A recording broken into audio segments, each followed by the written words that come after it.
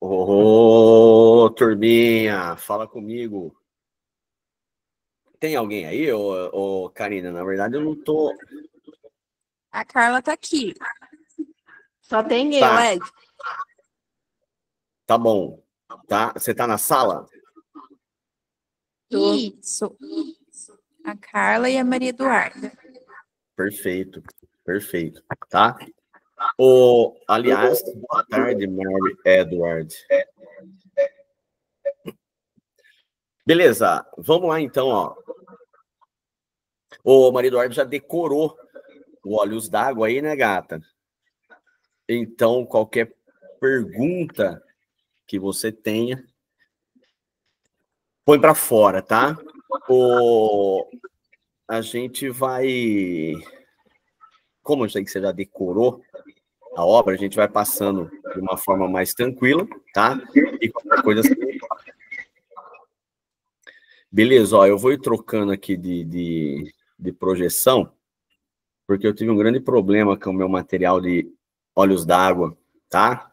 Eu quero começar por essa aqui, então, ó, que foi quando eu perdi o meu material de Olhos d'Água, tá? Eu perdi o meu material de Olhos d'Água, tentando formatar ele para virar Canção de Menino Grande, Canção para Ninar Menino Grande, que é da Conceição Evaristo. E aí, quando eu editei o outro sumiu. Isso Beleza, que dá então... ser preguiçoso, Ed. Oi, como é que é? Isso que dá ser preguiçoso. Não é, gata, tem que aproveitar o que já existe. Que bom que você está falando aí, que a gente conversa, tá? Beleza, então é importantíssimo destacar quem é a autora de Olhos d'Água, tá? Mesmo porque não é coincidência que quando a gente fala em literatura brasileira, quando você tem a Unicamp escolhendo a Conceição Evaristo e pedindo para que o futuro estudante, o futuro unicampeiro, tenha tido contato com essa obra, tá? Isso diz muito sobre o perfil de aluno que a Unicamp quer lá dentro. E aí não é coincidência que quando a FUVEST resolve trazer vozes somente femininas para o candidato, a postulante de uma vaga na USP, que ele conheça vozes femininas da literatura da língua portuguesa, a FUVEST também escolhe Conceição Evaristo, justamente com essa obra que eu falei, a Canção de Ninar Menino Grande, Canção para Ninar Menino Grande. Você leu Canção para Ninar Menino Grande, ô Maria Eduarda? Li, Ed. Leu? Vou igual a Desdar. Já faz essa comparação aí, já que você leu os dois, o que você achou? Fala para mim pontos em comum. Com Olhos d'Água, eu não sei. Mas agora com Niquete... Cara, tem um ponto muito em comum ali, Maria Eduarda. Isso é importante pensar, hein? Você leu bastante... Focado na pessoa negra? Focado na pessoa negra. Principalmente qual pessoa negra? Qual estereótipo? Eu acho que é mais na mulher. A mulher, é isso. Tá? Como mãe solo também, né? Isso, tá. E assim, ó, você falar em mulher negra, mãe solo, a gente vai quase que chegar num ponto que se aproxima muito, né? E aí é legal você pensar isso, né? Lá na Canção para Ninar Menino Grande, a gente vai pensar o porquê que essas mães são mães solo. Cara, esses livros da Conceição Evaristo, eles vão te transformar a ponto do dia que você passar na rua e ver aquela mulher, sei lá, que está puxando um carrinho de reciclável com 3 litros, que está na feira pegando o resto da feira para... Você vai ver isso de uma forma mais humana, né, cara? Porque você já conhece a história de outras mulheres, pela voz de uma dessas mulheres, que é a Conceição Evaristo. E se você não olhar isso de uma forma mais humana, você não é humano ou você está lendo errado. Tá? Então, a Conceição Evaristo, ela vai ser a escritora dessas vivências, tá? A gente já falou disso e vai falar sempre. A Conceição Evaristo, ela criou um neologismo, aí já falando de formação de palavras, E ela criou um neologismo com a composição de 2 palavras, Maria Eduarda. Você lembra quais são? Pode repetir? O conceito que a Conceição Evaristo inventou para a literatura dela, que é um neologismo, né, uma palavra que não existia, e que ela... Isso, as escrevivências, tá? Agora, isso diz muito mais do que essa brincadeira de palavrinhas, né? Ela... Viver e escrever, né? Escrever e viver, e isso cria essa escrevivência. Só que, assim, essa escrevivência, se a gente está falando dessa autora que está aí na foto, né, que é negra, que é mulher, que escreve sobre mulheres negras, ela está escrevendo as vivências dela? Tá muito. Mas ela não está escrevendo só as vivências dela, ela está escrevendo as vivências da ancestralidade. Quem são os nossos ancestrais? Aqueles que vieram antes da gente. Então, ela sabe que antes dela tomar posse na Academia Mineira de Letras, por exemplo, antes dela ser leitura obrigatória no vestibular, ela sabe que lá, e principalmente no Brasil, né, a fundação do Brasil se dá por meio de mulheres como ela, negras, que vieram sequestradas de uma outra nação, de outro continente. E, cara, se era ruim para os escravos negros, você imagina para as mulheres negras durante a escravidão. Então, ela é a primeira negra a assumir uma cadeira na Academia Mineira de Letras ainda. Não estou nem falando da Academia Brasileira, tá? E também é tudo uma bosta isso aí, tá? Agora uma opinião bem particular, né? Um lugar elitista, tá? Mas é isso. Então, o conceito de escrevivências, ele é um conceito de ancestralidade na literatura, tá? Ela não vai escrever somente essas. Então, quando você pensar, quando a gente passa na rua e vê essa cena que eu falei, ou em outros casos que afetam a mulher negra, e periférica, tá? Tem uma outra questão aí, que essas obras são obras de pessoas desvalidas daquilo que é o mínimo. O conto Olhos d'Água, ele é marcante nesse momento, né? A gata que quer lembrar a cor dos olhos da mãe dela, esse é o primeiro momento do livro ali que a gente fica meio preso, e que vai lembrar da casa dela chovendo, um barraco que parecia que o vento ia levar, ela com mais 2 irmãs e a mãe protegendo as 3. Olha que cena. A Conceição Evaristo, ela é pica da galáxia, não é só pelo que ela escreve. E a literatura é isso, né? Não é só a Conceição Evaristo, mas é por como ela escreve, tá? Então, essa sensibilidade que ela tem do trabalho com a palavra, de colocar essas histórias, esfregar na cara da gente, é um talento muito dela, tá? Então, guardar esse conceito das escrevivências, tá? Beleza, a Conceição Evaristo nasceu em 1946, em Belo Horizonte, Minas Gerais, tá? E hoje é considerada aí uma das vozes mais relevantes da nossa literatura. Creio que a Unicamp não vai perguntar isso, tá? Mas ela pode te perguntar acerca do estilo, né, do estilo não, da escola literária que pertence à Conceição Evaristo. A gente não sabe, tá? A gente vai dizer que ela é uma escritora contemporânea, uma literatura contemporânea. Pode ser que daqui a algum tempo as pessoas deem nome para isso, né? A gente sabe que alguns movimentos, eles são nomeados pelos próprios participantes e outros têm nomeações que vêm do passado, né? Então, por exemplo, a Idade Média não era Idade Média, ela passou a ser Idade Média quando o Iluminismo chamou ela de Idade Média, tá? Eu ainda tenho uma fé que daqui 100 anos alguém vai estudar o século XXI, essa época que a gente vive, e vai falar que tem o movimento do puterismo, que era esses funk, esses bagulho de ficar rebolando, vai se chamar puterismo. Eu vou ser um fundador, tá? Beleza, a Conceição Evaristo é uma escritora contemporânea. E é legal pensar na contemporaneidade da Conceição Evaristo e que um gênero que a literatura considera muito literário contemporaneamente é o conto, tá? Então, a Conceição Evaristo é uma escritora. O Olhos d'Água é um livro de contos, como você muito bem sabe, tá? E aí o conto, como você leu, creio que todos eles, tá? Ele tem as particularidades do gênero, né? Então, são narrativas que são curtas, geralmente você tem um ponto ali, que é o conflito, né, narrativo, você tem personagens limitados e sempre em torno desse conflito, tá?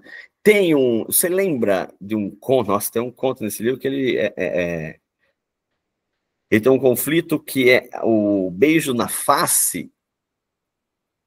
Lembra desse conto? Que é uma mulher que ela tem um marido arrombado, tá? Ela tem um marido que ele é tóxico para ela, e ela vai sempre à casa da tia, né? E ela tem um segredo com essa tia que a gente percebe depois que é uma traição, ou seja, a gente sabe que ela tem um caso extraconjugal, tá?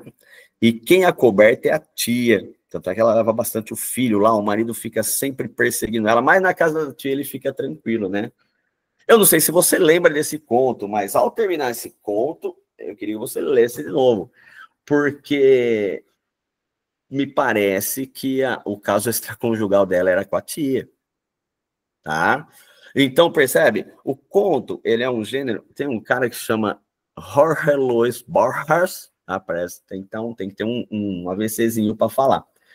E ele diz que o conto ele tem que ser um nocaute literário, né? Então, sempre que acaba um conto, você derruba um pouco o queixinho, você pensa que você não entendeu nada, porque o conto é sempre algo aberto, tá?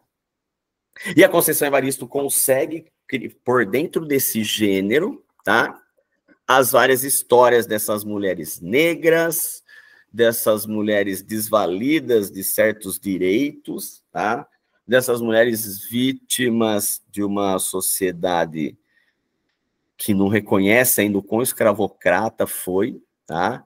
Em que há uma desigualdade de classe, de gênero, e nesse caso aí que eu falei, né, da obra Beijos na Face, do conto Beijos na Face, até mesmo a questão do gênero, né? Eu lembro que uma vez eu tinha uma aula num colégio e tinha um capítulo, quando tinha aqueles maldito itinerário que deu certo, depois não deu certo, acabou, vai voltar, que Deus o tenha. E a gente tinha uma aula para falar sobre isso, que era a questão do herói e alguma coisa dos desvalidos, e a gente começou a desenhar, né, lá na lousa, cada um colocava uma característica de pessoas da sociedade brasileira que você percebe que são excluídas. Cara, e a gente chegou numa lista lá que era a mulher negra, periférica, homossexual. Imagina quantas lutas por dia essa gata tem que vencer, tá?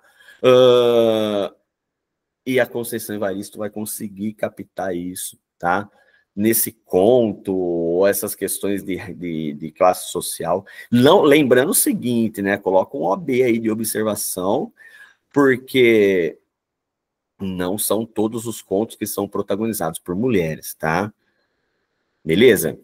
E aqui, ó, a Unicamp antigamente pedia um livro, que é um livro que, se a gente está falando de escrevivência, com certeza essa escrevivência chamou a atenção da Conceição Evaristo, que são as escrevivências da Maria Carolina de Jesus, né? A Carolina Maria de Jesus, na verdade. Que lá no finalzinho do século XX, tá, na segunda metade do século XX, tinha escrito um livro chamado Quarto de Despejo. Então, aqui nós estamos falando de uma preciosidade, neném. Porque nós estamos falando de uma mulher negra favelada, tá? Que teve uma ascensão por meio da literatura, tá? Não, e de novo, nesse caso, não pelo que ela escrevia, porque você concorda que não tem muita emoção na vida, no diário ainda, é um diário, tá? Um diário que a pessoa escrevia o dia dela. Tem emoção sim, hein? Então, mas aí é que tá, eu acho que a emoção não é no que ela conta, Mas É no como ela como a escreve, né? Carolina... Isso, é como ela escreve, a consciência que ela tem de política, a consciência que ela tem da sociedade que a cerca, e isso tudo transborda no diário dela, né? Então, certamente, se a gente está falando da história de mulheres com esse perfil, se a Conceição Evaristo fala do conceito de escrevivência como um conceito de ancestralidade, não escrever só as minhas vivências, mas as vivências daqueles que viveram e determinaram como eu posso viver hoje, não sei nem se dá para entender o que eu falei, ela com certeza passou pela Carolina Maria de Jesus. Eu nunca conversei com ela, mas já vi em várias palestras ela citar a Carolina Maria de Jesus. E a Unicamp pode explorar da gente isso, tá? Beleza. A Quarto de Despejo é um livro legal, mas também chega na metade, né? Dá uma canseira. Você não achou? Eu Porque tô quase sempre... no final dele. Ah, você está terminando. É leitura Boa obrigatória luta. da FPR. Eu não sabia, não. Eu não sabia disso, não. A escrevivência, tá? A escrevivência, ó. Aqui uma descrição do conceito. Além da mistura entre ficção e realidade, cara, nós vamos ver a questão da Unicamp que pediu Olhos d'Água em 2024, tá? E olha isso, a mistura entre a ficção e a realidade. Eu nem vou continuar aqui nesse slide, você me desculpa, cortar desse jeito, esse coito interrompido, porque eu quero primeiro mostrar a questão, tá? Então, compartilhar esta guia, creio eu, que se Deus estiver do meu lado hoje, está aparecendo para vocês a questão aí, sim? Questão 8 da prova da Unicamp de 2024, como diria o meu pai Ayrton. Leia o trecho da reportagem. Você está acompanhando aí, né, gato? Ó, leia o trecho da reportagem. Aí a reportagem do G1, lá de Santos, de 2014, falava assim, ó, mulher espancada após boatos em rede social morre no Guarujá, SP, que significa São Paulo. Não sei se você já sabe, né? E aí, essa era a manchete. Mulher espancada após boatos em rede social morre no Guarujá. A notícia tinha um trecho aqui que falava assim, ó. A dona de casa, Fabiane Maria de Jesus, de 33 anos, morreu na manhã dessa segunda-feira, 2 dias após ter sido espancada por dezenas de moradores do Guarujá, no litoral norte de São Paulo. Segundo a família, ela foi agredida a partir de um boato, grifa isso, ela foi agredida a partir de um boato gerado por uma página em uma rede social. Beleza, esse é o trecho da notícia. Olha o que essa maravilhosa da Unicamp fez, ó. Assinale o trecho de um dos contos a seguir, extraídos de Evaristo Conceição, Olhos d'Água. E relacione esse trecho, relaciona o acontecimento da reportagem ao texto de ficção, tá? Então, eu não vou seguir aqui. Nós lemos esse conto no ano passado, tá? É o conto Maria. E aí, no conto Maria, vocês lembram o que acontece no conto Maria? A Maria tá no ônibus, tá? Ela tá no ônibus porque, olha, esse conto é o que mais me machuca desse livro, tá? Então, já estamos analisando o primeiro conto aqui, ó, dos que a gente vai falar, que não são todos. A Maria, ela tá esperando o ônibus, porque ela acabou de sair do trabalho. Você acha que ela trabalha do quê? Ela é uma doméstica, tá? Ela é uma doméstica que mora na periferia, mas vai todo dia lá pro Dama trabalhar, tá? Você não conhece nenhuma história assim, né? Quando ela saiu, ela estava esperando o ônibus. E aí a Conceição Evaristo, eu contando, isso é uma porcaria. A Conceição Evaristo contando é muito mais bonito. Mas eu quero ler com vocês o Olhos d'Água, pelo menos um pedaço, que é o que dá título ao livro. Maria. E a Maria, ela tá feliz naquele dia, apesar da canseira e o ônibus que não chega, ela tá feliz por duas coisas. Primeira coisa, ela tem um trabalho, então ela está toda feliz por causa dessa ideia de ter um trabalho e tudo mais. Ela está um pouco chateada porque ela cortou a mão. A patroa dela tem uma faca brilhosa, linda, e ela cortou a mão, mas ela não está nem aí, por quê? A patroa fez uma festa, que eu acho que era uma festa de Ano Novo, aliás. Você já foi nessas festas de Ano Novo, que as pessoas põem um monte de fruta lá na mesa, que todo mundo só quer comer as carnes, e fica aquele monte de fruta. Foi o que aconteceu. E a patroa deu para ela essas frutas que sobraram na festa que ela fez. E no meio dessas frutas tem o quê? Melão.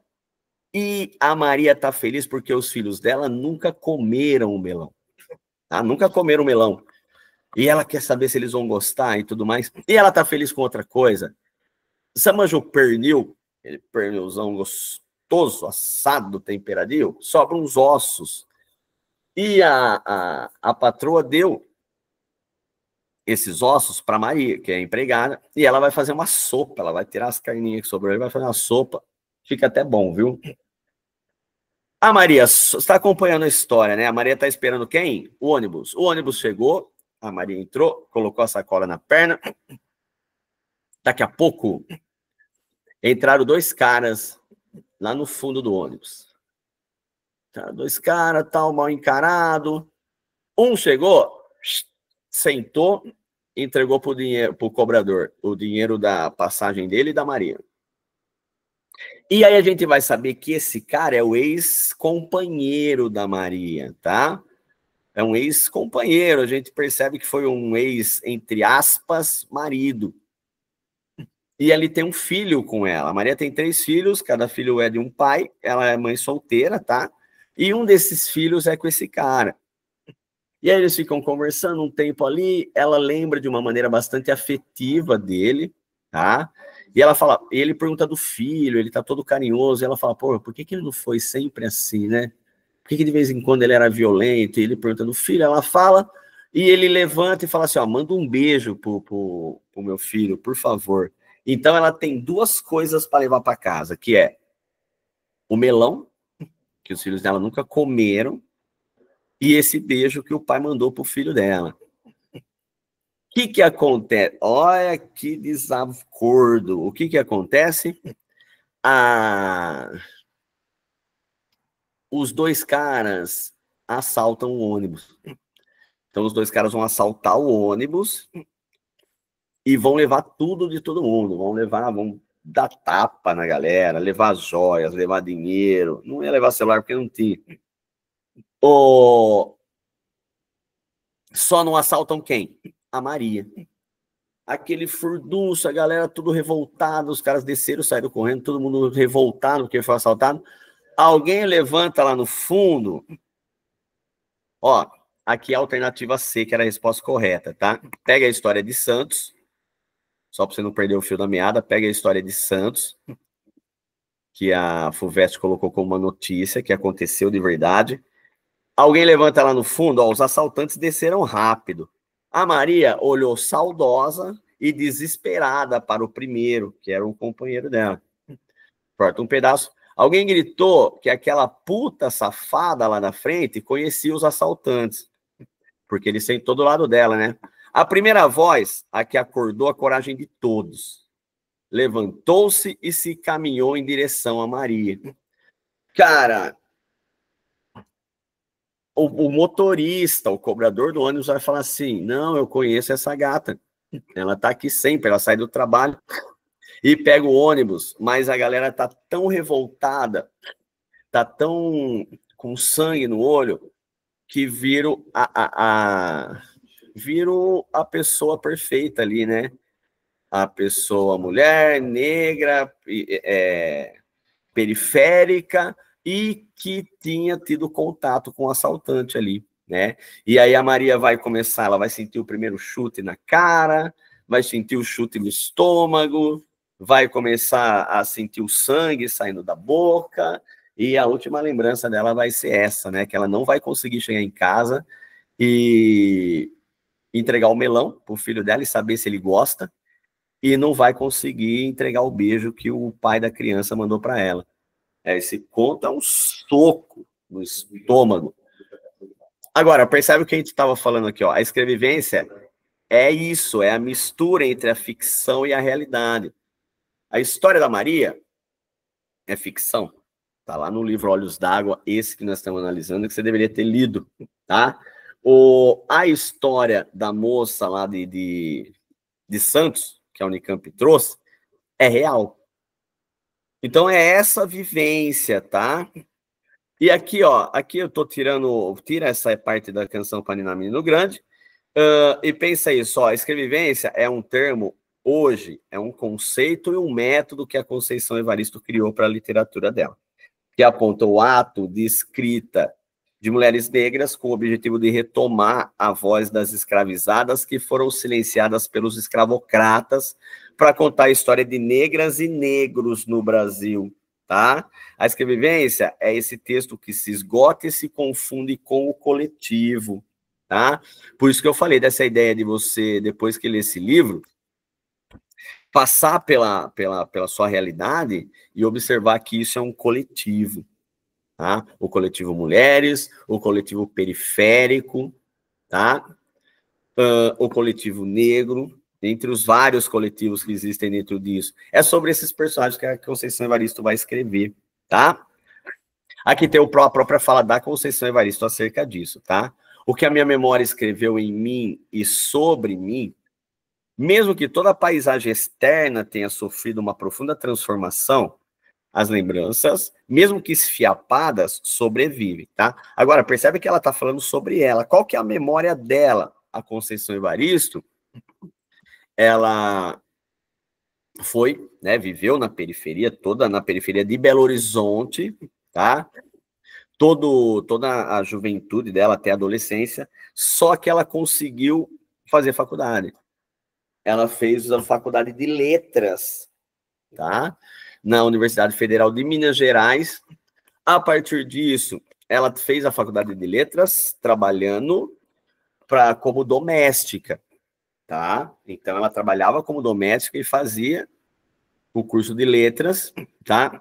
Ela escreve o primeiro livro dela num coletivo, que é um coletivo mais ou menos nesse sentido, ó. Quando vocês estiverem lá na UFSCar, ano que vem, você não vê que tem vários coletivos, né? Ou lá na Unicamp. Nossa, na Unicamp tem coletivo pra caramba. A Unicamp eu acho que é a universidade mais inclusiva que eu conheço, tá? Ela tem um vestibular só para indígena. A Unicamp abriu cota agora para candidatos trans, né? Então tudo isso era polêmica, mas é o que a Unicamp quer lá dentro. Ela quer essa diversidade, tá? Então até por isso que esse livro faz muito sentido. E a partir desse contato com a universidade, a Conceição Evaristo vai deixar o trabalho de doméstica, vai terminar o curso e vai se tornar professora, tá? Professora do ensino primário.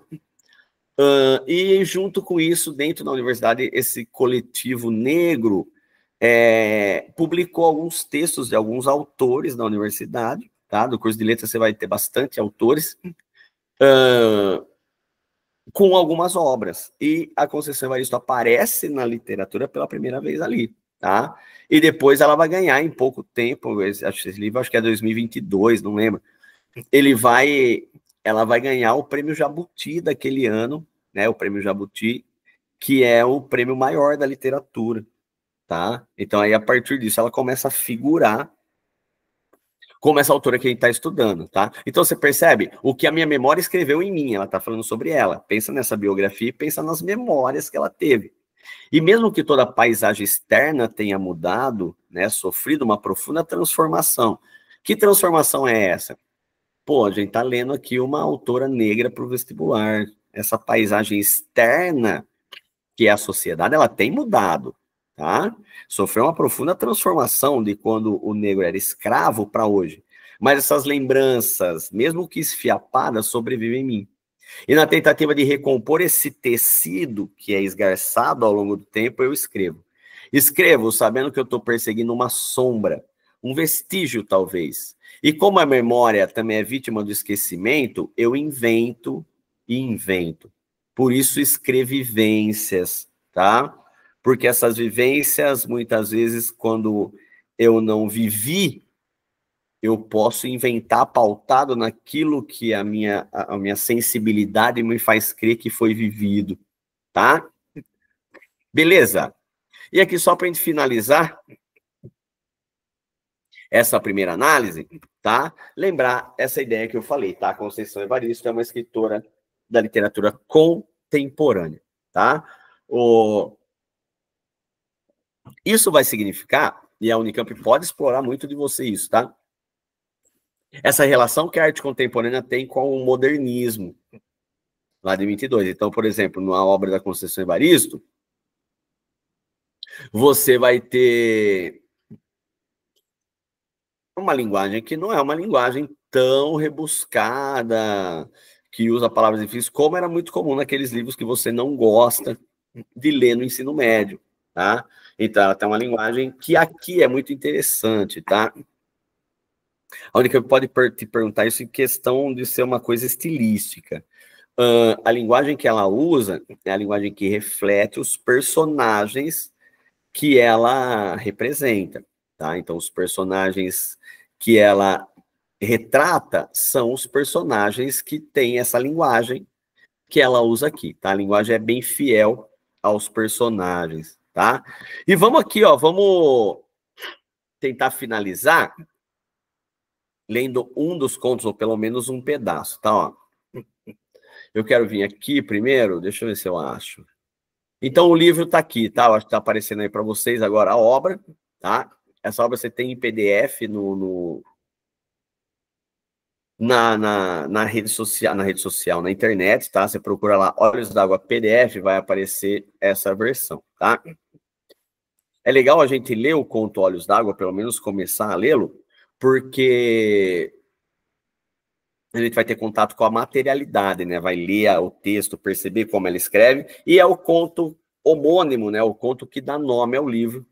Esse livro tem 15 histórias, tá? Que começa com um prefácio. Minha mãe sempre costurou a vida com fios de ferro. O que eu destaco desse prefácio? O que é um prefácio, primeiro, né? O prefácio ele é um texto, uma frase, pode ser um texto, aqui é um texto grande, tá? Ó, em que a autora ou alguém que ela escolha escreva por ela, né? Então, por exemplo, vamos supor que eu escrevi meu livro e para dar credibilidade ao meu livro, eu peço para alguém muito foda da literatura, fala, ó, lê o meu livro e escreve uns comentários aí, faz um prefácio, né? Fala o que você achou, faz uma análise. E é isso, tá? Quem faz o prefácio desse livro é uma escritora chamada Heloísa Toller Gomes, tá? E ela escolhe esse trecho aqui, ó, que é a epígrafe de um conto do livro chamado A Gente Combinamos de Não Morrer. Ó, olha essa linguagem, né? A gente combinamos. Né? Aqui ou você usa a gente combinou, segundo a norma culta, ou nós combinamos. Mas esses personagens desse conto, eles usam essa linguagem no seu dia a dia, por isso faz sentido dela escrever isso, tá? Então tem o prefácio, aí tem uma introdução, tá? De uma outra escritora, e começa o primeiro conto, tá? Vamos passar o olho por esse primeiro conto para a gente destacar algumas coisas interessantes. Olhos d'Água, tá? Olhos d'Água é o nome do conto. E começa assim, ó. Uma noite, há anos, eu acordei bruscamente e uma estranha pergunta explodiu da minha boca. De que cor eram os olhos da minha mãe? Isso aqui é interessante você entrar na materialidade do texto, ó. Essa narradora é uma narradora personagem, não? Então, ó, eu acordei bruscamente. É uma menina que está contando algo que aconteceu com ela. E não que aconteceu agora, que aconteceu há anos. Isso é muito importante. É uma narradora que está escrevendo algo que aconteceu há anos. Então, ela já sofreu os efeitos disso. E foi isso. Ela acordou e pensou assim, ó. De que cor que são os olhos da minha mãe? Atordoada, custei a reconhecer o quarto da nova casa em que eu estava morando e não conseguia me lembrar de como havia chegado até lá, até ali. Então percebe que essa moça está numa casa nova. Me faz pensar que essa casa Não que ela está numa casa nova, ela está numa nova casa, né? Que é diferente. Ela está num lugar que para ela é novo, não que seja uma casa nova no sentido de bonita, extravagante. Então essa mudança, né? E ela está tentando lembrar de que cor eram os olhos da mãe dela. E a insistente pergunta martelando, de que cor eram os olhos da minha mãe. Aquela indagação havia surgido há dias, há meses, posso dizer. Entre um afazer e outro, eu me pegava pensando de que cor seriam os olhos da minha mãe. Percebe que se ela está pensando isso várias vezes, é porque ela não está perto da mãe, né? Senão ela ia lá e dava uma olhadinha de soslaio, tá? E ela está numa casa nova, né? Me parece que ela está distante da mãe. E o que a princípio tinha sido um mero pensamento interrogativo, naquela noite se transformou em uma dolorosa pergunta carregada de um tom acusativo. Então eu não sabia de que cor eram os olhos da minha mãe. Percebe que o que era uma pergunta começou a pesar na mente dela, né? Ó, começou a ser um tom meio de acusação. Porra, você não lembra a cor dos olhos da sua mãe? Aqui tem a descrição, né? Ó, sendo a primeira de 7 filhas. Então, essa narradora, que a gente não vai saber o nome até o final, tá? Essa narradora, ela tem mais 6 irmãs, tá? Desde cedo, eu busquei dar conta das minhas próprias dificuldades. Cresci rápido, passando por uma breve adolescência. Então, aqui já mostra, acho que um pouco dessa dificuldade, né? Como assim cresceu rápido? Passou por uma breve adolescência. Percebe que essa moça, ela me parece ter tido que abrir o caminho dela, né? Conquistar o caminho dela. Sempre ao lado da minha mãe, aprendi a conhecê-la. Decifrava o seu silêncio nas horas de dificuldades, como também sabia reconhecer em seus gestos prenúncios de possíveis alegrias. Naquele momento, entretanto, eu me descobria cheia de culpa por não recordar de que cor seriam os seus olhos. Então ela sempre foi muito ligada à mãe, né? Agora ela tá meio com essa culpa. Eu achava tudo muito estranho, pois eu me lembrava nitidamente de vários detalhes do corpo dela. Aqui tem uma descrição da mãe, ó. Da unha encravada do dedo mindinho do pé esquerdo, da verruga que se perdia no meio de uma cabeleira crespa e bela. Percebe que a descrição está longe de ser uma descrição romântica, né? Porque não cabe romantismo dentro dessa temática. Um dia, brincando de pentear a boneca, a alegria que a mãe nos dava, quando, deixando por uns momentos o lava-lava, o passa-passa das roupagens alheias, e se tornava uma grande boneca negra para as filhas. Nós descobrimos uma bolinha escondida bem no couro cabeludo dela. Pensamos que fosse carrapato. A mãe cochilava e uma das minhas irmãs, aflita, querendo livrar a boneca-mãe daquele padecer, puxou rápido o bichinho. A mãe e nós rimos e rimos do nosso engano. A mãe riu tanto das lágrimas escorrerem. Mas de que cor que eram os olhos dela? Aqui tem duas coisas interessantes, né? Então, quando a mãe conseguia deixar por uns instantes o lava-lava e o passa-passa da roupa dos outros, né? A mãe dela era lavadeira. Ela fazia essa brincadeira de boneca. Olha que interessante isso. A mãe riu tanto das lágrimas escorrerem. Já vou adiantar para vocês, o grande segredo desse conto é esse olhos d'água, né? Então, os olhos aí que a narradora não lembra de que cor eram os olhos da mãe dela. E o segundo ponto, as águas, né? Toda vez que ela lembrar da mãe dela, ela vai lembrar da mãe dela chorando. Mesmo que seja no momento de felicidade, ó.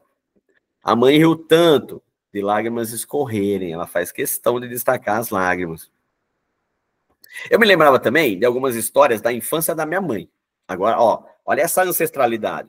Fala comigo. Ela está contando a história dela. Agora vai contar a história da mãe dela. 2 mulheres negras periféricas. A escrevivência. Eu me lembrava também de algumas histórias da minha mãe. Ela havia nascido em um lugar perdido no interior de Minas. Ali as crianças andavam nuas até bem grandinhas. As meninas, assim que os seios começavam a brotar, ganhavam roupas antes dos meninos. Às vezes, as histórias de infância da minha mãe confundiam-se com as da minha própria infância. Percebe? Essa ideia da ancestralidade. Lembro-me de que muitas vezes, quando a mãe cozinhava... para esse trecho aqui, eu quero que você não chora, tá? Lembro-me de que muitas vezes, quando a mãe cozinhava, da panela subia cheiro algum.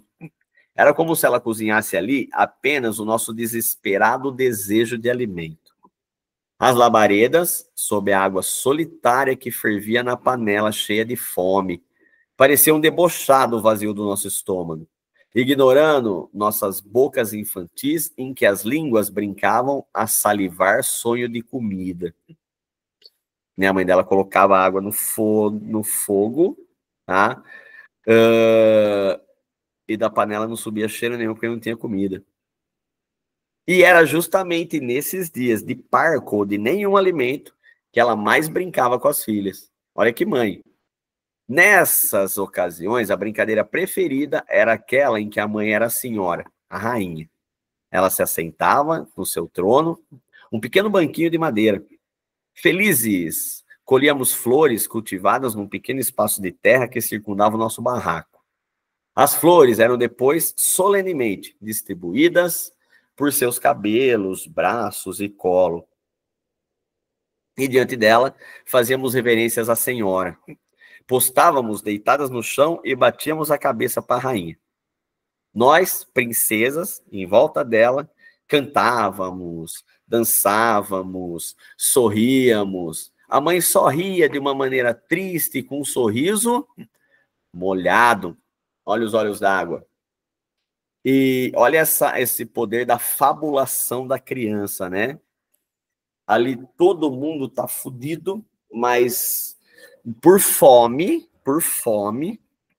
a mãe finge que é uma princesa e finge que é uma rainha, né? E as meninas em volta dela como se ela fosse uma princesa. E a nossa fome se distraía. Eu sabia desde aquela época que a minha mãe inventava esses e outros jogos para distrair a nossa fome. E a nossa fome se distraía. Às vezes, no final da tarde, antes que a noite tomasse conta do tempo, ela se sentava na soleira da porta e juntas ficávamos contemplando as artes das nuvens no céu. Umas viravam carneirinhos, outras cachorrinhos, algumas gigantes adormecidos e havia aquelas que eram só nuvens, algodão doce. A mãe, então, olha essa metáfora. A mãe, então, espichava o braço, que ia até o céu, colhia aquela nuvem, repartia em pedacinhos e enfiava rápido na boca de cada uma de nós. Tudo tinha que ser muito rápido, antes que a nuvem derretesse e com ela os nossos sonhos se esvaecessem também. Mas de que cor que eram os olhos da minha mãe? Lembro-me ainda do temor da minha mãe nos dias fortes de chuva. Em cima da cama, agarrada a nós, ela nos protegia com seu abraço. E com os olhos alagados de prantos, balbuciava rezas a Santa Bárbara, temendo que o nosso frágil barraco desabasse sobre nós. Com os olhos alagados de prantos, olhos d'água, tá? Lembrança da mãe. Eu não sei se o lamento pranto da minha mãe, percebe que esse lamento pranto tem um traço aí, né? É um substantivo composto, tá? Um substantivo composto que ela inventa. Então, isso aí é um neologismo, tá? É uma palavra nova, não existe essa palavra. Existem essas palavras separadas, tá? Eu não sei se o lamento pranto da minha mãe, se o barulho da chuva... Eu sei que tudo me causava a sensação de que a nossa casa balançava ao vento. Nesses momentos, os olhos da minha mãe se confundiam com os olhos da natureza. Chovia, chorava. Chorava, chovia. Então, por que eu não conseguia lembrar a cor dos olhos dela? Né? Chovia, chorava, chorava, chovia. Olhos d'água. E naquela noite, a pergunta continuava me atormentando. Havia anos que eu estava fora da minha cidade natal. Ó, de novo, ela vem falar dessa distância, né? Então, ela está num lugar novo. Isso que aconteceu com ela já faz tempo. E faz tempo que ela saiu da cidade dela, por isso que ela não convive mais com a família. Agora, fala para mim, o que você acha que aconteceu com a mãe dela? Com as irmãs? Não sei se o conto fala isso, porque o conto não é um romance, né? O romance é explorar, o conto é só um clima aqui. Saíra da minha casa em busca de melhor condição de vida para mim e para minha família. Ó, então ela já mostrou o motivo. Ela saiu de casa para buscar uma melhor condição de vida para ela e para a família, tá? A gente tem um programa do governo hoje, eu esqueci o nome, se alguém lembrar me fala, que é um programa em que o aluno ganha uma bolsa, um dinheiro para estar na escola, tá? Pé de meia. Pé de meia, tá? E, cara, o que você mais vai ouvir numa parte da sociedade é uma crítica de que isso é mais um assistencialismo, mas aqueles, na minha época eu ia aprender porque eu não sei o quê. Aqui a gente tem um exemplo de uma menina que não foi para a escola, né? Porque precisou sair da escola e de casa para buscar uma condição de vida melhor para ela e para a família dela, tá? É a realidade de, putz, eu não vou nem longe, eu tenho vários alunos que acabam abandonando o ensino médio para trabalhar no supermercado e ajudar a mãe, tá? Então aqui a escrevivência, né? A mistura de ficção com realidade. Então eu saí de casa para arrumar condição melhor para mim e para minha mãe, para minha família. Ela e as minhas irmãs tinham ficado para trás, mas eu nunca esqueci a minha mãe. Reconheci a importância dela na minha vida, não só dela, mas das minhas tias e de todas as mulheres na minha família. Isso aqui é importante você destacar nesse texto, tá? A importância não só da minha mãe, mas da minha tia e de todas as mulheres. Nós estamos falando de uma família que me parece que tem várias dessas mulheres cujo marido abandonou com vários filhos, porque para o marido é muito mais fácil você abortar, né? Só você fingir que não existe mais, tá? E essas mulheres que sobrevivem, tá? De maneira honesta, e essa moça tem muita lembrança disso na família dela, né? E também, já naquela época, eu entoava cantos de louvor a todas as nossas ancestrais, que desde a África vinham arando a terra da vida com as suas próprias mãos, palavras e sangue. Não, eu não esqueço essas senhoras, nossas iabás, donas de tantas sabedorias. Mas de que cor eram os olhos da minha mãe? Então percebe que aqui entra a questão da ancestralidade, como nós falamos, né? Ó. E isso eu posso, isso eu não queria dizer não, mas é a narradora da obra, mas é o pensamento da Conceição Evaristo, é isso que ela fala. Ela não esquece isso, de todas essas mulheres que vieram antes, tá? Essa narradora também não esquecia. E foi então que, tomada pelo desespero, por não lembrar de que cor seria os olhos da minha mãe, naquele momento eu resolvi deixar tudo e, no dia seguinte, voltar para a cidade em que eu nasci. Eu precisava buscar o rosto da minha mãe, fixar o meu olhar no dela para nunca mais esquecer de que cor eram os seus olhos. Então percebe que ela está contando no passado, mas tomada por esse desespero dessa pergunta que surgiu para ela à noite, ela resolveu voltar para casa dela, tá? Para ver os olhos da mãe. Eu precisava fixar o meu olhar no dela para nunca mais esquecer a cor dos seus olhos. E assim eu fiz. Voltei, aflita, mas satisfeita. Vivia a sensação de estar cumprindo um ritual, em que as oferendas aos orixás deveriam ser descoberta da cor dos olhos da minha mãe. Então, olha isso, ó.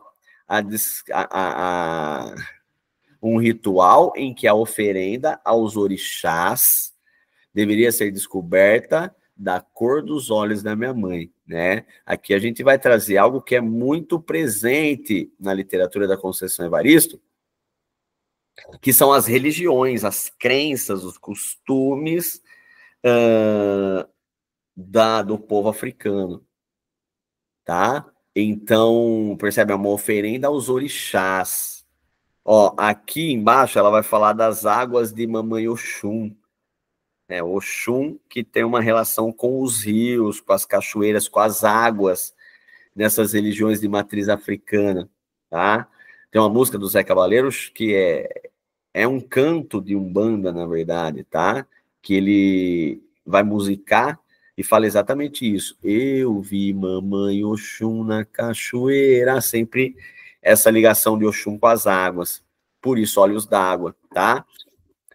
E quando, após longos dias de viagem para chegar na minha terra, eu pude contemplar extasiada aos olhos da minha mãe, sabem o que eu vi? Sabe o que eu vi? Ó, então destaca isso, né? Ela viajou longos dias para chegar na terra dela, ela está bem distante. Manja essas pessoas que vieram lá do Nordeste, muitas vezes, ou de outras regiões do país, para tentar a vida aqui na capital, e de vez em quando você ouve aquele senhorzinho falar assim, ó, pelo menos na escola tem bastante disso, né? O cara fala, nas minhas férias eu tô esperando chegar às férias que eu vou lá para Bahia, visitar minha família, eu vou lá para não sei qual cidade. E quanto tempo que você não vai lá? Já faz uns 10 anos que eu não vou. Mano, imagina que você voltar depois de 10 anos e ver a sua família, ver a sua mãe, o seu pai, tá? E qual que foi, o que ela viu? Eu vi só lágrimas e lágrimas. Entretanto, ela sorria feliz. Mas eram tantas lágrimas que eu me perguntei se a minha mãe tinha olhos ou rios caudalosos sobre a face. E só então eu compreendi. Ó, só então eu compreendi. Pá, esse só então eu compreendi revela que isso trouxe para ela uma revelação sobre a vida, sobre ela, sobre o ser ela, tá? E ela fala assim, ó, e percebe que não eram lágrimas de tristeza, né? A mãe dela parece que tá chorando por felicidade de encontrá-la, mas de qualquer maneira são olhos d'água, né? A minha mãe trazia serenamente em si águas correntezas. Por isso, prantos e prantos a enfeitar o seu rosto. A cor dos olhos da minha mãe era cor de olhos d'água. Águas de mamãe Oxum. Rios calmos, mas profundos e enganosos para quem contempla a vida apenas pela superfície. Grifa isso aí, né? Ó. Grifa, faz uma tatuagem disso aí. Rios calmos. Mano, aquele rio que quando você olha na superfície, ele parece tranquilo, tá? O cara mergulha lá e morre. Então, percebe? Esse calmo, esses olhos calmos, esses rios calmos, ele vai fazer uma ligação lá com a mãe, brincando de boneca, para enganar a fome das crianças. A mãe dava um sorriso triste, mas as crianças... Ó, a mãe fazia isso para a gente esquecer da fome, e a gente esquecia. Esse rosto calmo no momento em que está quase caindo o barracão, levando tudo no meio da chuva, a mãe com 7 crianças ali, todas mulheres, e ela está ali rezando para Santa Bárbara. Esse é o olho calmo, né? Esse é o rio calmo, tá? Mas esse rio é profundo e enganoso para quem só vê o quê? A superfície, tá? Por trás da superfície ou por baixo da superfície, esses rios são profundos e enganosos, tá? Abracei a mãe, encostei o meu rosto no dela e pedi proteção. Senti as lágrimas dela se misturarem às minhas. Hoje, nossa, essa parte é bonita também. Hoje, quando eu já alcancei a cor dos olhos da minha mãe, eu tento descobrir a cor dos olhos da minha filha. Olha isso. Então, de novo, a gente vai falar do conceito de o que veio antes, o hoje e o que vem depois, de maneira interligada, de maneira entrelaçada. Um constrói a ponte do caminho que o outro vai seguir dentro desse perfil do personagem. Então, poderia ser os olhos d'água, os olhos da mulher negra escravizada que veio lá da África, que nós falamos lá no século XVI ainda. Aqueles olhos d'água se refletiram nos olhos d'água da avó da narradora, nos olhos d'água da mãe dela, nos olhos d'água dela, e vai se perpetuar nos olhos da filha dela. Então, aqui esse conceito de o que veio antes e o que vem depois, e essa ideia da transformação, ele está muito explícito, né?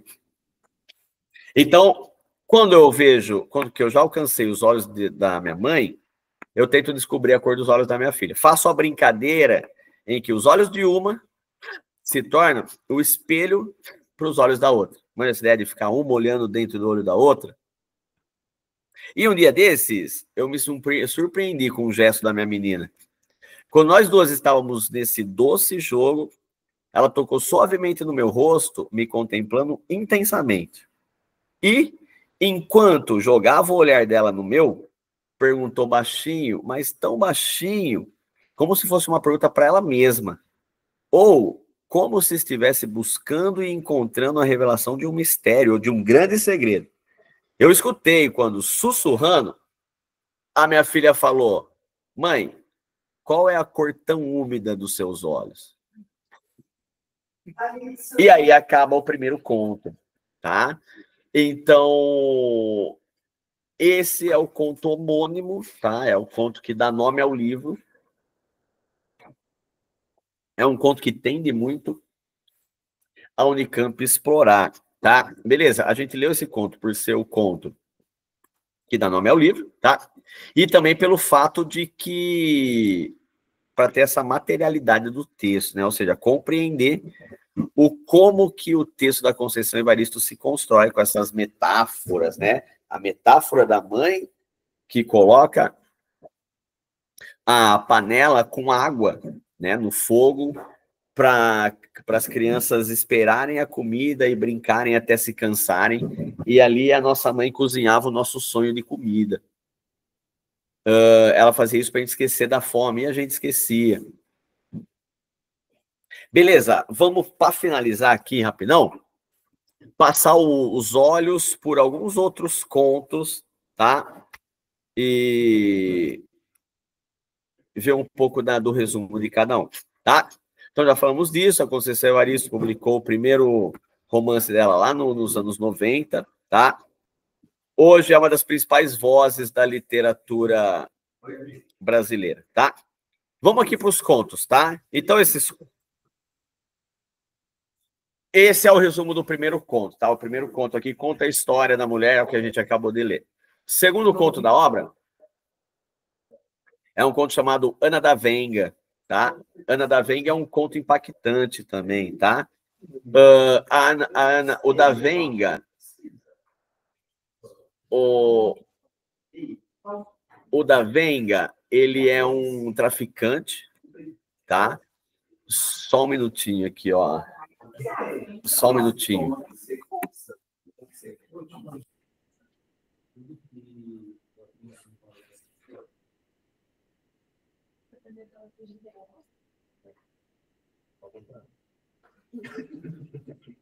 Pronto.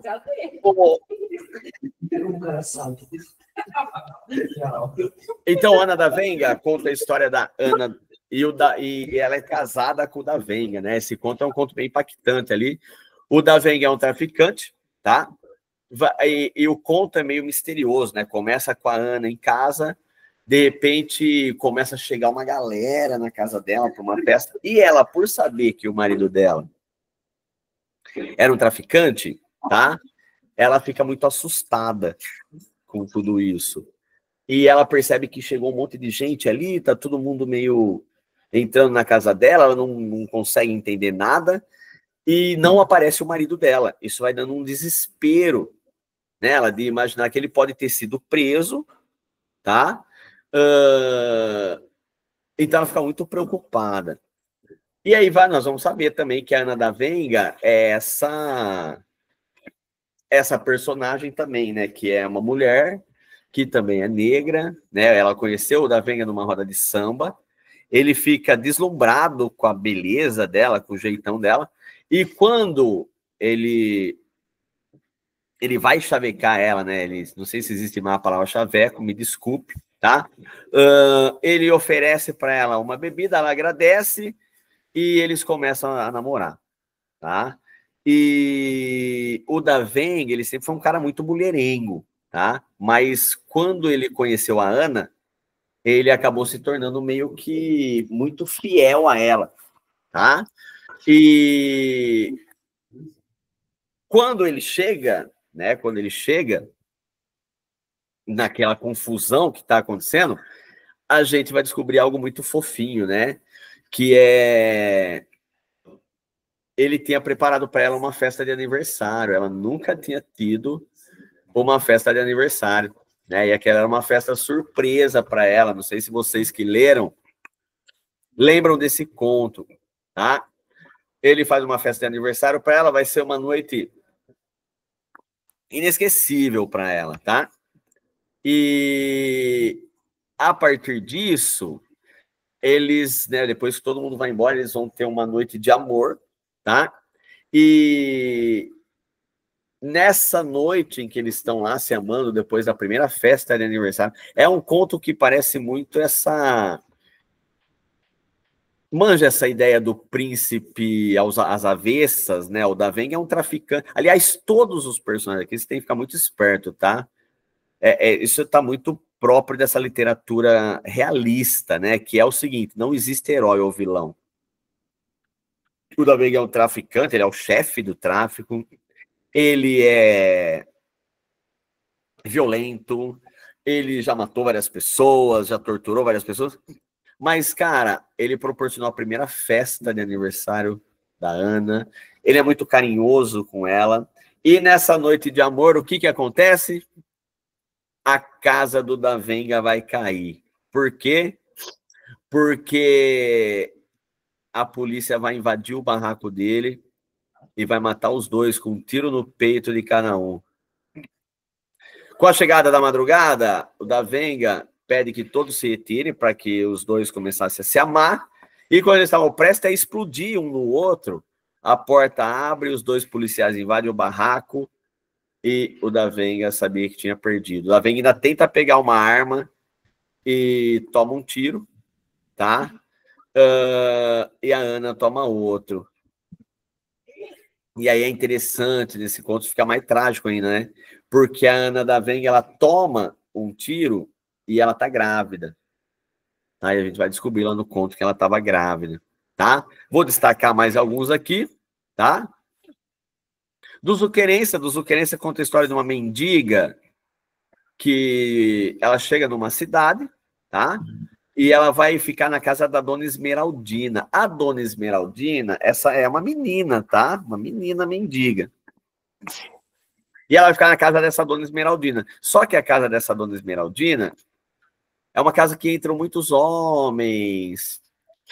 Entra um homem, daqui a pouco sai outro e tal, e ela trabalha limpando a casa, tá?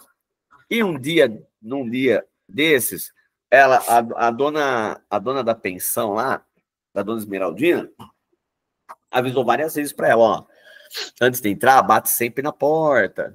Bate sempre na porta. Aí todo mundo adora dar uma espiadinha, né? A do Zuquerência, ela vai dar uma espiada nessa. Vai entrar sem bater na porta e vai pegar um homem em cima de uma mulher, né? Eles estavam ali transando e tudo mais.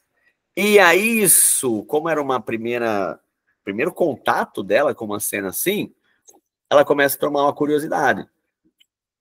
Então ela vai passar a fazer isso mais vezes. Um dia, quando ela entra, tem um cara e uma mulher dormindo, tá?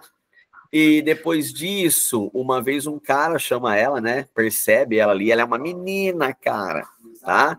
De uma menina que eu tô dizendo assim, ela não é maior de idade, ela é uma criança, quase adolescente, tá? E esse cara vai começar a acariciá-la e tudo mais, e vai transar com ela e vai dar um dinheiro para ela, tá? E aí a do Zuquerência percebe o quê?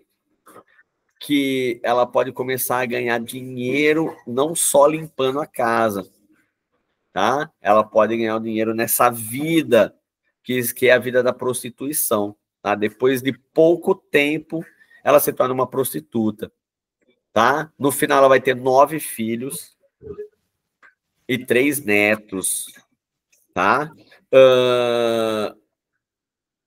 E é isso. E a gente vai descobrir isso também, né? Ó, que quando ela tinha 13 anos, ela participava do Grêmio da escola, ela ensinava as crianças da favela, tá? E aí tudo isso se transformou na vida dela com as mortes que foram acontecendo ao redor dela, tá? Beleza. Do Zuquerença, Maria, que é o conto que a gente já contou, né? Que é o conto da moça lá do ônibus. Quantos filhos Natalina teve, tá? Que conta a história da Natalina, que teve 4 filhos, mas só o 4º filho é o que ela ama de verdade. Tá? Ela teve o primeiro filho quando era ainda pequena, então percebe, sempre mulheres com muitos filhos, tá?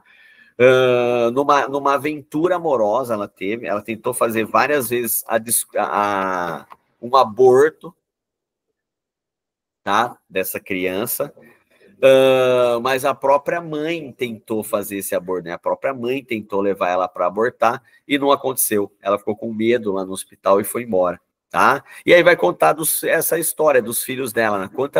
Quantos filhos Natalina teve? O título do conto sempre diz muito sobre o conto, tá?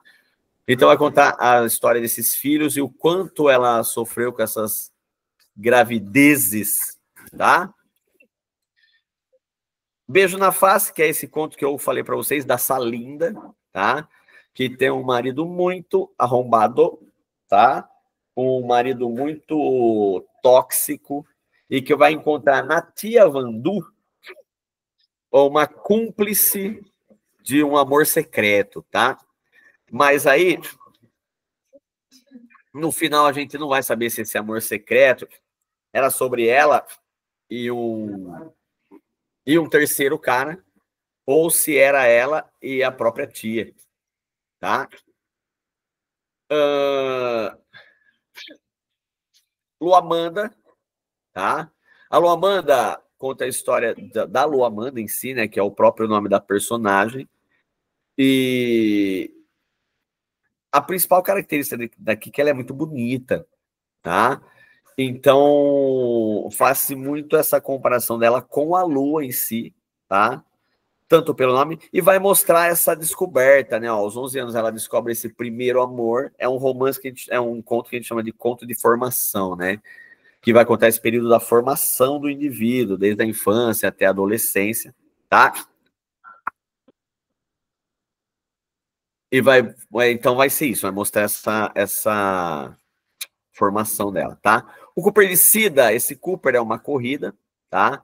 E a Cida é uma moça muito intensa, ó, nasceu numa cidade do interior, onde tudo era muito devagar, e quando ela foi para o Rio, ela descobriu aquela vida agitada que ela gostava, tá?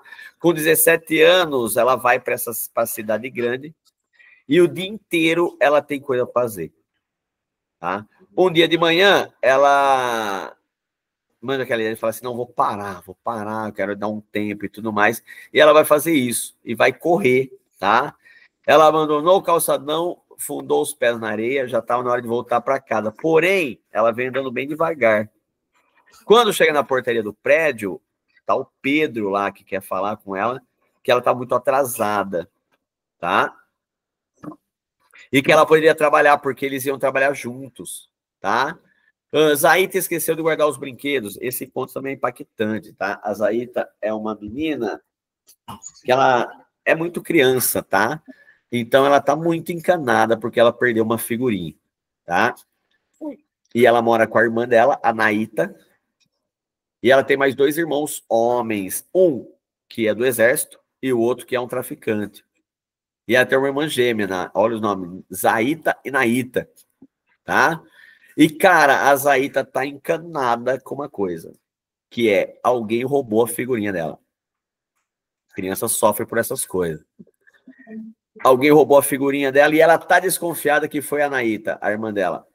Porque a irmã dela já tava paquerando a figurinha fazia tempo. ela tinha oferecido uns brinquedos ali e tal. O que acontece? A Zaita sai atrás da irmã para procurar a figurinha, tá? E vai de barraco em barraco, vai perguntando, a Naíta tá aí, a Naíta tá aí.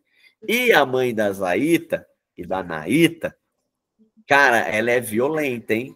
Manja, aqueles pais das antigas, qualquer coisa tá enfiando a mão pra cara. Eu, seu Ayrton, saudades dessa mão na cara. A mãe dela arrebenta. E pensa uma coisa que a mãe da Zaita não gosta, é que ela deixa os brinquedos espalhados pela casa. O que a Zaita fez? A Zaita procurou a figurinha, esparramou todos os brinquedos atrás da maldita figurinha, não encontrou a maldita figurinha, foi atrás da maldita irmã dela, ela achava que tinha roubado a figurinha. E, cara, a hora que a mãe dela vê todos os brinquedos espalhados, a mãe dela fica muito puta. Começa a quebrar todos os brinquedos, xingar. E ela voltou para casa e tomou desculpa, ela não voltou para casa, tá? A Naíta, a irmã dela, voltou para casa e tomou uma surra. Mano, quando você apanha de tabela, antigamente era assim. Se o pai bater em um, ele tinha que bater no outro, mesmo que não fez nada para ninguém sair perdendo. E, cara, a mãe dela vai dar um couro na Naíta, na irmã dela, e vai falar assim, ó, vai atrás da sua irmã. Só que aí a Naíta tinha duas coisas para falar para a Zaita. Primeiro, que a figurinha tinha perdido. Olha que tristeza. E a outra, que a mãe tinha quebrado os brinquedos. Só que não esquece o seguinte, um irmão das... Olha que lance também, né? Um irmão da Zaita é militar. O outro é traficante. E a polícia não vai invadir ali, tá? A polícia não, desculpa. Um outro grupo de traficantes vai invadir o território ali onde o irmão da Zaita é traficante e, cara, começa a sair todo mundo correndo. Todo mundo correndo para casa. Quem que tá no meio da rua lá atrás da irmã buscando a figurinha? A Zaita. Quem que toma uma bala perdida? A Zaita. E aí, a última parte aqui é o nocaute literário é esse, tá? É a Naíta, a irmã chegando, vendo a irmã dela deitada no chão, não percebendo que ela tá morta, e falando com ela. Falou, Zaíta, você esqueceu de guardar o brinquedo, gata. E ela já estava morta, tá? Esse é um conto que vale a pena muito do livro também, tá? Delichão é um dos personagens aqui que é menino, tá? Então o Delichão ganhou esse nome porque ele adorava chutar latão de lixo. Menino órfão, tá? Tentou sobreviver, né? da forma daqueles personagens que a gente já viu, tá? E ele tava... Nossa, esse conto também é tenso, ele tá com muita dor de dente, tá? E ele sente que ele tá com uma bola de pus. Agora você imagina, você é um menino de rua e tá com lá o dente, a dor E aí, em seguida, ele se envolve com uma briga, né, dos caras que vivem ali com ele embaixo da ponte e leva um chute no ovo, tá? E nesse momento entra a ideia lá dele se lembrar da mãe, tá? E ele se lembra de como a mãe cuidou dele e tudo mais, tá? Porque ele ficou órfão, a mãe dele morreu. É um conto bem triste. E ele começa a ficar doente, imaginar que ele vai morrer e morre, tá? E morre na rua ali, mas imagina uma criança que dormiu na rua e morreu na rua, tá? O Lumbiá conta a história de um menino negro também, então tem outro personagem masculino, tá? Esse conto é demais, esse Lumbiá, hein? É o conto que o menino rouba uma imagem do presépio de uma loja, cara. E ele vai tomar uma surra, tá? Ele vai tomar uma surra, vai sair correndo no meio da rua, porque a galera quer arrebentar ele. Olha isso, a galera quer lixar o moleque que roubou uma imagem de Jesus num presépio de uma loja. Mas ele tem a cara da notícia, né? E aí ele vai sair correndo, a galera vai ser atropelada e morrer, tá? Os Amores de Quimba. Quimba era o apelido do Zezinho, tá? E o Quimba, ele mora num barraco, né? Bem pequeno. Ele é irmão do Raimundo, que é um irmão dele bêbado, tá? E ele mora numa casa cheia de mulheres. E ele tem um casal que é apaixonado pelo Kimba, gosta muito dele, tá? E aí essa história é uma história estranha, né? Porque ele é um mulher, ele é um menino, tá? E esse casal que tem uma afeição pelo Kimba vai convidá-lo um dia para casa. E aí eles vão começar a tomar a noite inteira, que vai terminar um trisal, tá? Os três vão terminar na cama. Rei Ardoca, tá? Eu acho que é, deixa eu ver se é o último para a gente terminar, ó. O último é a gente combinamos de não morrer. Nossa, tem mais um monte aqui, ó. Bom, deixa eu voltar aqui, ver se a gente consegue passar por esses rapidão, ó. Herdoca, tá? Conta a história da mulher que compra um copo d'água para se reanimar, tá? E aí entra o cara gritando, Rei Herdoca, e arrasta esse homem para fora do trem, mete a mão no bolso do Herdoca e ele estava sendo assaltado, tá? Ou melhor, o cara levou tudo dele, ele não tinha mais nada, tá? E já tinha cansado de tudo, num gesto de desespero, ele bebeu veneno e decidiu que ia morrer no trem, tá? A gente combinamos de não morrer, é um conto forte também, tá? Percebe que no título a gente já tem esse tom de marginalização. E esse conto ele é forte por causa disso, né? Ó, essa marginalização desde o título. Não aparece?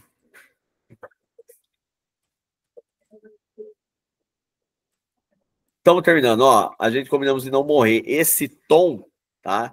Do título já mostra essa ideia de vários personagens que são marginalizados e aqui tem aquela ideia do ninguém solta a mão de ninguém, tá? E para finalizar, a Ioluá, a alegria do nosso povo, você já percebe que tem um tom meio religioso, principalmente nessa ideia de matriz, de religiosidade de matriz africana, que fala muito sobre a velhice, tá?